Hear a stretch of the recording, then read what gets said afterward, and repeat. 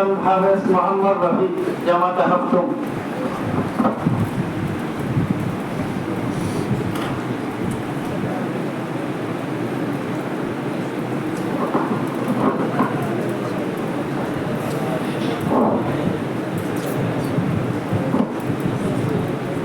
السلام عليكم ورحمة الله وبركاته.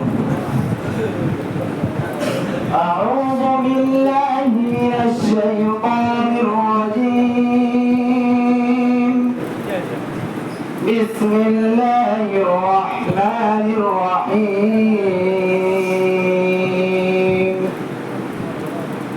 ولقد خلقنا الإنسان ونعلم ما توسوس به نفسه ونحن أقرب إليه من حبل الوريد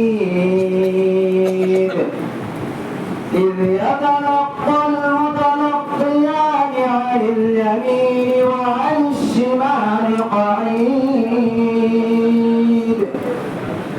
ما يلفظ من قول إلا لديه رقيب عتيد وجاءت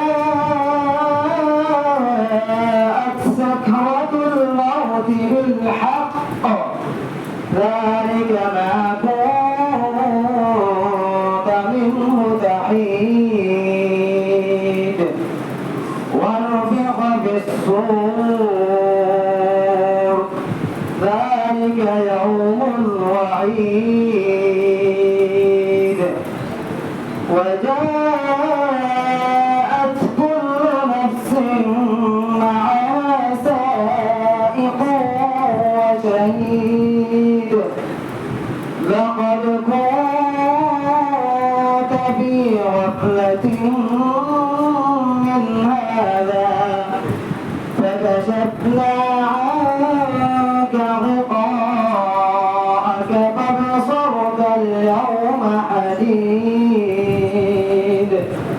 صدق الله العظيم.